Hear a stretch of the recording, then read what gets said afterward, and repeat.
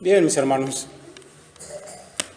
fíjese que hay cristianos que son como el mar muerto. Mire, en la tierra de Israel hay dos lagos famosos.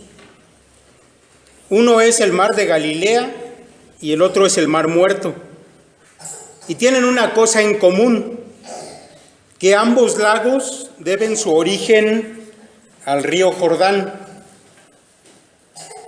El mar de Galilea, sin embargo, riega con sus aguas la tierra y produce fruto. Pero a diferencia de él, el mar muerto recibe las aguas del río Jordán, pero no deja salir ni una gota. En ese mar todo está muerto. Mire, nosotros los cristianos hemos recibido vida eterna y sin duda que con ello hemos recibido multitud de bendiciones, pero hay algunos que no dan fruto, no producen nada en absoluto. El Señor Jesús, hablando de una iglesia así, dijo que tienen apariencia de que viven, pero están muertos. Sin embargo, mis hermanos, cuando hablamos de Filipenses, la iglesia que estaba ya en Filipos, esta iglesia, mis hermanos, no era un mar muerto, era como el mar de Galilea. Ellos habían recibido el evangelio de Dios por medio del apóstol Pablo, y a partir de entonces ellos se habían dado por completo, incluso más allá de sus fuerzas. Ellos jamás habían dejado solo a Pablo, porque ellos no eran como el mar muerto, eran como el mar de Galilea. Mire, esta epístola de Filipenses es una epístola feliz. Y yo debo decir que es una de mis favoritas. Y cada vez que escucho de esta epístola de Filipenses, yo pienso en el gozo. Mire, de hecho, algunos han llamado a esta epístola la epístola del gozo en Cristo. Y este verso que acabamos de leer y del cual vamos a hablar hoy, Pablo lo escribió lleno de gozo, porque los hermanos filipenses habían mantenido desde el principio una actitud cristiana de humildad, pero también de generosidad. Y esa actitud, semejante a la de Cristo, era grata delante de Dios, era como un sacrificio de olor fragante delante del Padre. El apóstol Pablo en el versículo 18 dice: pero todo lo he recibido y tengo abundancia, estoy lleno, habiendo recibido de Epafrodito lo que enviasteis, olor fragante, sacrificio acepto, agradable a Dios. Mis hermanos, hoy que estamos al final de un año más, debo decirles que yo también estoy contento por ustedes, porque yo creo que la mayoría de los que conforman esta congregación son como el mar de Galilea, porque en esta iglesia, por medio de ustedes, nada ha faltado. Y no estoy hablando solamente del aspecto material. Mis hermanos, yo puedo ver que muchos de ustedes están preocupados por su vida espiritual, que aunque sea a través de trabajos y luchas, ustedes han ido creciendo y se han preocupado por ser gratos a nuestro Señor. Mire, cuando el apóstol Pablo escribe las palabras en las que vamos a meditar hoy, él está consciente de un principio espiritual.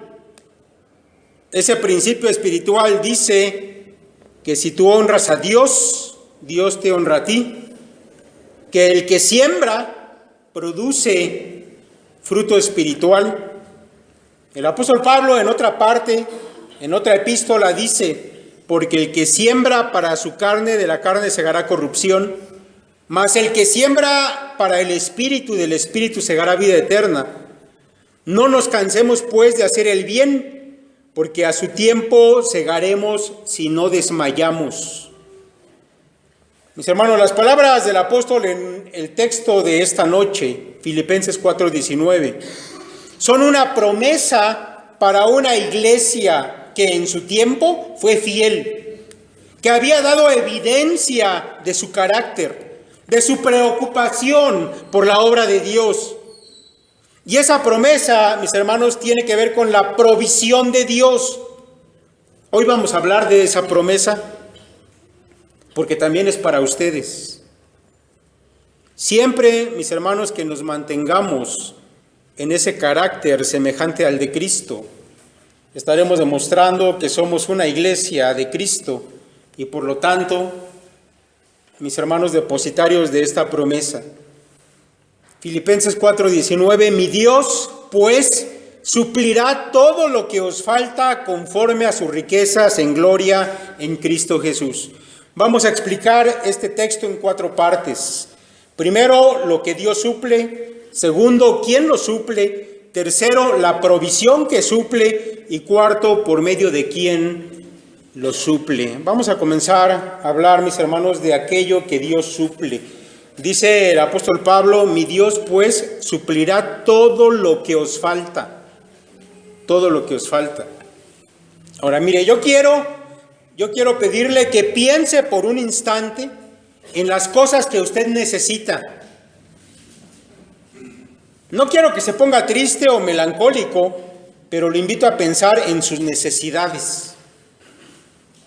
No solo en las que son más grandes, apremiantes, también en las medianas e incluso en las pequeñas. Piense no solamente en sus necesidades materiales, piense en necesidades de otro tipo.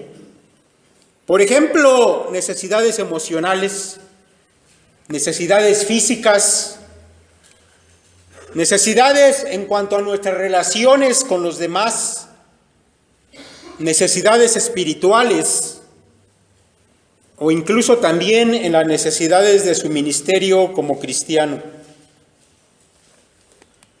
¿Alguna vez ha pensado usted en la cantidad de necesidades que tiene una persona? Imagínese las necesidades de toda una congregación. Mire, no sabemos con certeza cuántos miembros tenía la iglesia de Filipos. Se piensa realmente que era una iglesia más bien pequeña. Pero yo quiero que piense más bien en esta iglesia, en la iglesia Sinaí. ¿Cuántas necesidades de todo tipo sumaremos entre todos? Seguramente, mis hermanos, que no podemos imaginar cuánta necesidad, cuántas cosas faltan para cada quien. ¿Cuántas cosas faltan a un solo santo? Mucho menos podemos imaginar a muchos santos. Sin embargo, mis hermanos, esta promesa es para toda la familia de los santos en todo lugar y en todos los tiempos. Un océano de cosas que nos hacen falta. Tal vez algunos piensen que el Banco Celestial se va a quedar un poco pobre si intenta suplir todas las necesidades. Mis hermanos, sin duda es difícil pensar en las necesidades de todos, pero sí que podemos pensar en las nuestras, ¿verdad? Mire, las cosas temporales muchas veces nos quitan el sueño, por ejemplo. Cosas como la falta de un buen trabajo para algunos que puedan mantener a su familia como se debe. O tal vez nuestra preocupación pues, son por las situaciones de salud. Porque no importa si eres joven o tal vez ya eres viejo, pero muchas veces el cuerpo se duele y a veces se duele grandemente. Pero también están, por otro lado, las necesidades por problemas familiares, que también nos quitan el sueño, que también producen aflicción en nuestra alma, que nos afectan profundamente, ¿verdad? Piense por unos instantes en el año que está terminando. Usted sabe las necesidades que ha tenido o tal vez que aún tiene. hasta este momento. Pero mis hermanos, si las cosas temporales son muchas, sin duda que las espirituales son más todavía. Hablando de estas necesidades espirituales, yo creo, mis hermanos, que la más grande de todas, la primordial, Dios ya la ha suplido. Estoy hablando del perdón de nuestros pecados y de nuestra relación con Dios que ya ha sido restaurada por medio de la muerte de Cristo. Pero aún así, mis hermanos, seguimos teniendo necesidades de tipo espiritual. Y cuando yo estaba escribiendo esto, estaba pensando en cosas como la necesidad de perdón de las cosas en que fallamos cada día. En nuestra necesidad de ser transformados de los defectos de carácter que aún tenemos. Pensaba en nuestra falta de dominio propio ante tantas cosas y circunstancias en las que caemos. Estaba pensando también en nuestra necesidad para poder mantenernos firmes cuando llega la tentación, cuando el enemigo de nuestras almas se planta y nos trae tentación a nuestra vida, etc. Mi hermano, no se deprima. Dios sabe de las cosas que usted personalmente, cada uno de los que se me está escuchando, Dios sabe de las cosas que usted carece. Él sabe de sus necesidades grandes y pequeñas. Pero así, mis hermanos, como Elías en el arroyo de Querit, el Señor nuestro Dios ha prometido que Él suplirá todo lo que os falte. ¿Ya lo vio ahí en el texto? No dice que Dios suplirá algunas cosas. Él dice todo lo que os falte. Así que, mi hermano, alégrese, no esté triste. Usted tiene un Dios grande que cumple siempre todas sus promesas. Así que vayamos al segundo punto y vamos a hablar de quién es este Dios grande. ¿Quién es el que suple? Punto número 2. Mire, después de haber considerado un poco, solamente un poco, nuestras necesidades, y después de haber visualizado que realmente son muchas, debemos meditar, mis hermanos, en el gran ayudador que está prometiendo suplir para todas esas cosas. El texto nos dice quién es Él. El texto dice, mi Dios, mi Dios. Y como dice mi Dios, deberíamos preguntarnos, ¿de quién es ese Dios? Pues bien, mis hermanos, es el Dios de Pablo. Él está escribiendo eso. Es el Dios de Pablo, del apóstol Pablo. Pero no se espante. En este asunto en particular, Pablo no nos lleva ventaja, porque el mismo Dios de Pablo es el Dios nuestro. Y déjame decirle que desde el más anciano hasta el más joven de los creyentes tienen a este Dios al que Pablo está llamando mi Dios. Ahora déjeme explicarle un poco.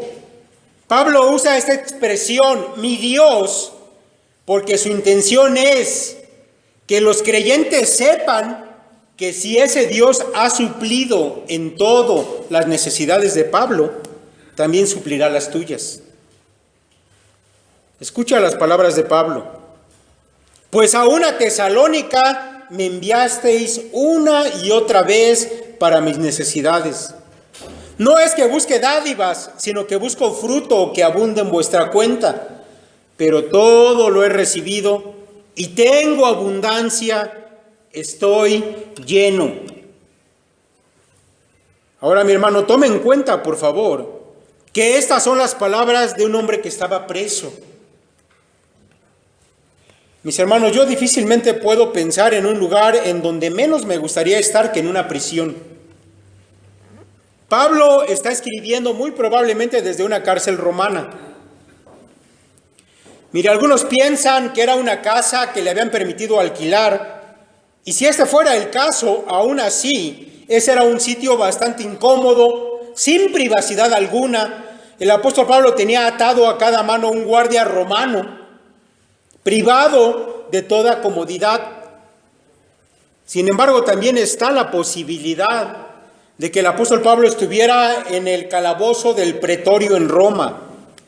Y ese calabozo, dicen, porque hasta el día de hoy existe, era un agujero a donde no llegaba la luz. Tampoco llegaba aire fresco. Era un lugar reducido realmente, donde Pablo podría tener muy poca movilidad. Por eso, mis hermanos, sus palabras tienen un tono singular. Tienen un sentido de triunfo en medio de las adversidades. Porque Pablo tenía a ese Dios que también es tu Dios. Pero todo lo he recibido y tengo abundancia, dice Pablo. Estoy lleno. Mi Dios, pues, suplirá todo lo que os falta. Este Dios de Pablo, mis hermanos, también es el Dios de Abraham, a quien él levantó una gran nación, porque así se lo había prometido. Es también el Dios de Elías, a quien Dios incluso envió cuervos para alimentarlo. Porque déjeme decirle que nuestro Dios no carece de recursos, no carece de instrumentos cuando se trata de suplir la necesidad de sus siervos. Alguien dijo: recuerden que la omnipotencia tiene siervos por doquier. Así es nuestro Dios, Él no carece de recursos ni de instrumentos cuando de suplir las necesidades de sus hijos se trata. Yo debo decirle, hablando de Elías, que muchas veces, no pocas, muchas, mi esposa y yo hemos dicho esto, que Dios envió los cuervos para suplir nuestras necesidades. Porque de verdad, mis hermanos, jamás Él nos ha desamparado. Y de maneras a veces sorprendentes, Él se ha encargado de suplir nuestras necesidades. Este es el Dios de Pablo, el Dios de Abraham, el Dios de Elías, pero también es tu Dios. Ahora, yo sé que puede haber algunos que piensen que Dios no va a obrar en estos días como lo hacía antes, allá en los tiempos bíblicos. Simplemente porque ahora ya no vemos esos grandes milagros. Pero mis hermanos, nuestro Dios no ha cortado su poder. Más bien, a mí me parece que Él ahora obra de modos mucho más finos que antes. Porque ahora Dios ni siquiera altera las leyes de la naturaleza y no necesita hacerlo, porque Él no carece de medios para bendecirnos el día de hoy también. Así que, mis hermanos, ¿está usted consciente que el Dios de Pablo es su Dios? ¿De verdad lo considera como tal? Mire, yo sé que no todos adoran al Dios de Pablo. No todo cristiano profesante conoce realmente al Señor, pues algunos se han inventado incluso una deidad según su imaginación y piensan que eso debe ser Dios. Pero el Dios de Pablo, mis hermanos, es el Dios del Antiguo Testamento, es el Dios del Nuevo Testamento, es el Dios que se encuentra en las páginas de la Biblia. Y a ese Dios es del que yo les pregunto, ¿ustedes confían en Él? ¿Pudieran apoyarse en Él en la actualidad? Muy bien, mis hermanos, si es así, entonces Él suplirá todo lo que os falta conforme a sus riquezas en gloria en Cristo Jesús. Solamente piense por eso en un minuto. Si Él, Dios, el Dios de la Biblia, es quien suple, en verdad que ustedes serán suplidos, pues la capacidad de Dios, mis hermanos, es infinita. Y ya que estamos hablando de que la capacidad de Dios es infinita, déjeme ir al punto número 3. Y déjeme hablarle por unos instantes de la provisión que suple. Mi Dios pues suplirá todo lo que os falta, escucha esto, conforme a sus riquezas en gloria. Una vez dijo Spurgeon acerca de esta frase, conforme a sus riquezas en gloria, dijo él, el predicador puede sentarse ahora, pues no puede concebir esta parte del texto, conforme a sus riquezas en gloria. Mis hermanos, las riquezas de Dios en gloria están más allá de todo pensamiento. Mire, solamente para darnos una idea, yo quiero que por un instante piense en las riquezas de Dios en la naturaleza, en este mundo. ¿Quién, mis hermanos, podría cuantificar todo lo que Dios ha creado? Piense, por ejemplo, en los bosques de nuestro planeta. Y aun cuando la humanidad se ha encargado de destruir, de consumir gran parte de todos los recursos naturales, estos aún son inmensos, alcanzan para todos. Piense, mis hermanos, por un instante en los mares y todo lo que en ellos hay. Los científicos saben que ni siquiera tenemos todavía una idea de todos los seres vivos que viven en los mares. ¿Ha pensado usted en la cantidad de vida animal que Dios ha puesto a nuestro alrededor? Es parte, mis hermanos, de la riqueza de nuestro Padre. Mire, yo sé que hay muchos en la actualidad que están muy preocupados de que un día se termine la comida para los que vivimos en este planeta. Somos más de 7,000 millones. O que no sea suficiente el alimento. Pero, mis hermanos, yo creo que estamos lejos de conocer el poder de Dios que se manifiesta en su creación. Mira, hace un tiempo estaba yo viendo por ahí un documental, muy interesante, por cierto, y en él decían que ante la necesidad de alimento, el hombre debería voltear y mirar hacia otras fuentes de alimento que aún no han sido exploradas y explotadas, como por ejemplo el reino de los insectos, los cuales, mis hermanos, son tantos que si pusiéramos a los 7,000 millones de habitantes de este planeta en un lado de una gran balanza y del otro lado pusiéramos a los insectos que habitan nuestro planeta, ellos nos rebasarían 7 veces en cuanto a su peso a toda la población mundial. Mis hermanos, y eso que solamente estamos hablando de nuestro planeta. Pero a veces nos olvidamos de que el cielo y las estrellas también son parte de la creación de nuestro Dios. Y mis hermanos, eso es una inmensidad que aún no terminamos ni siquiera de imaginar. Mire, hace un tiempo, hace unos días, estaban diciendo en las noticias de un planeta que se había descubierto y al que llamaron el planeta 55 Cancri E. ¿Lo ha escuchado? Está ubicado en la constelación de Cáncer a 4,000 años luz de nuestro planeta y tiene una característica curiosa. Todo el planeta está hecho de diamante. Mis hermanos, ni siquiera podemos imaginar toda la riqueza que nuestro Dios ha puesto en su creación. Ni siquiera lo podemos imaginar. Pero si usted se da cuenta de lo que dice el texto, verá que Pablo ni siquiera está tomando en cuenta las cosas de esta creación.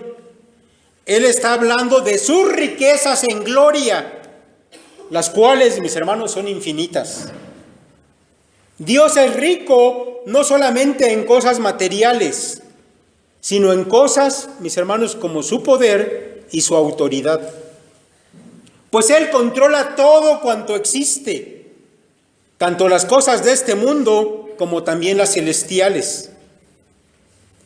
Pues Él no solamente manda a los vientos y a los mares, o a las plantas y a los animales, o aún a los mismos hombres, para que todo beneficie a sus hijos, como dice la Biblia, sino que también Dios, mis hermanos, escuchen esto, ordena a sus huestes celestiales millones de ángeles que están puestos siempre a cumplir su voluntad de manera inmediata. Y la Biblia declara, mis hermanos, que todo esa gran cantidad de huestes celestiales han sido puestas para ayudar a los hijos de Dios. Escúchalo de la palabra de Dios. ¿No son todos espíritus ministradores enviados para servicio a favor de los que serán herederos de la salvación? Así que, mis hermanos, las riquezas de Dios también incluyen los asuntos más allá de este mundo. Pero no solamente eso.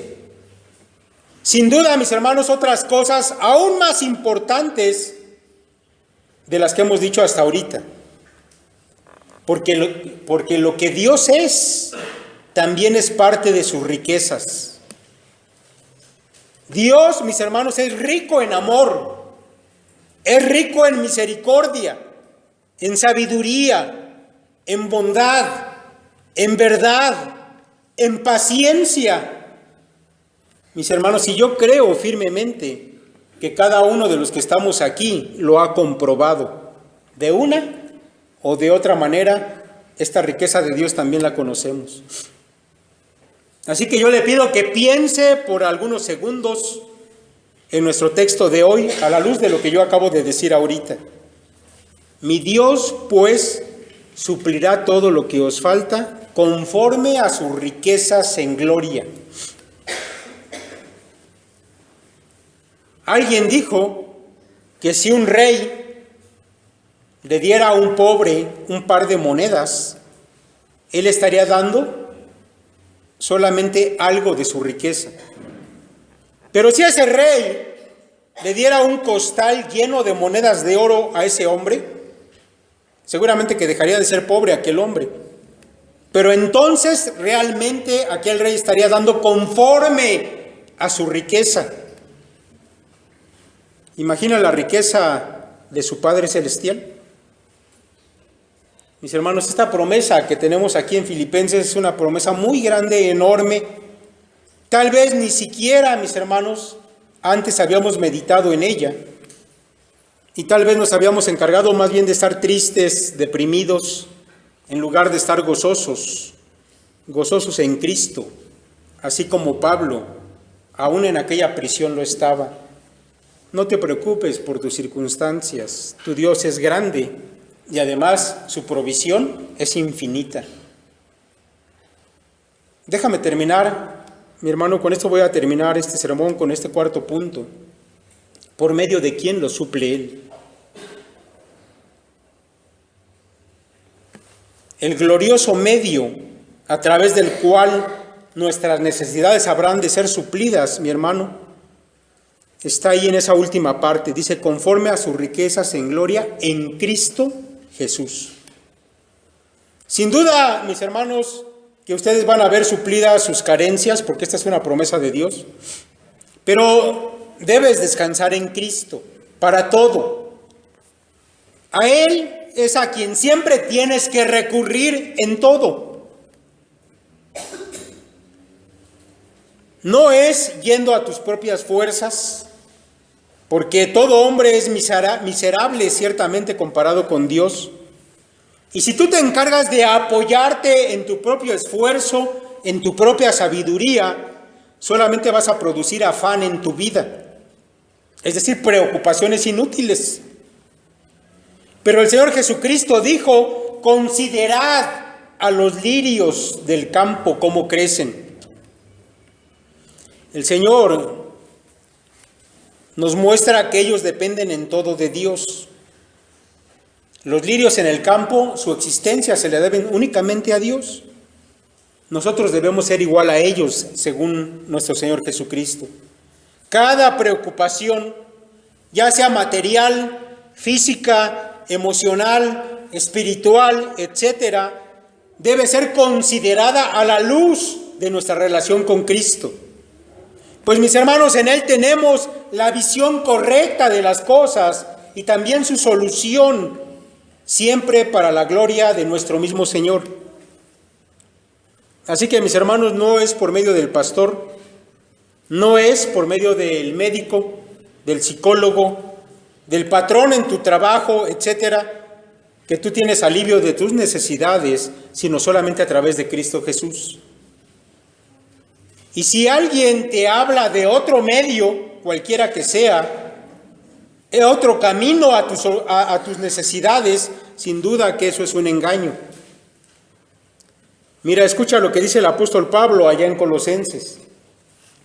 Por tanto, de la manera que habéis recibido al Señor Jesucristo, andad en Él, arraigados y sobreedificados en Él, y confirmados en la fe, así como habéis sido enseñados, abundando en acciones de gracias.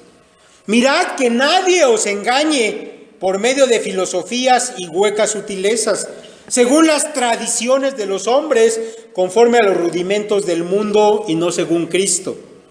Porque en Él habita corporalmente toda la plenitud de la deidad, y vosotros estáis completos en Él.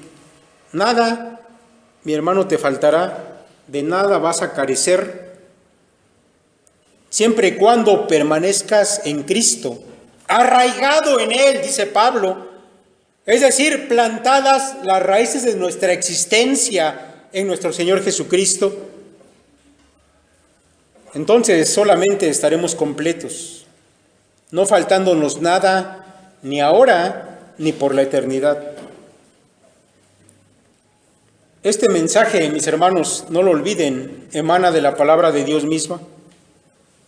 Mi hermano, este mensaje es para ti. Yo de verdad deseo que tu tristeza sea cambiada, no por felicidad, sino por el gozo de Cristo.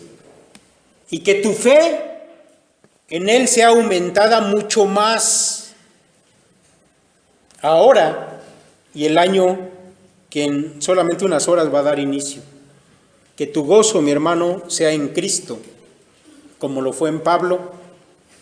Y el Dios de Pablo sin duda que va a suplir todas tus necesidades. No estés triste, no estés deprimido, no tengas afán en tu vida, porque tienes a un Dios más grande que todo eso. Vamos a orar. Dios, te damos muchas gracias, porque tu palabra, Señor, es de consuelo para nosotros. Porque, Padre, hemos confiado en tu Hijo Jesucristo. En Él hemos puesto, Señor, nuestra existencia, nuestra vida, nuestro pasado, nuestro presente y nuestro futuro, Señor. Porque, Señor, tal vez este mundo nos rechazará muchas veces, Padre. Tal vez tendremos que sufrir bastantes cosas aquí, Señor. Pero en medio de todo eso, tu palabra, Señor, nos recuerda quién es nuestro Dios, las riquezas que Él posee en gloria. Y a ti, Padre, te ha parecido bien hacernos herederos de todo eso. Nos gozamos, Señor, nos sentimos privilegiados de haber sido puestos, plantados en Cristo, a quien debemos nuestra obediencia, nuestra fidelidad, nuestra confianza también.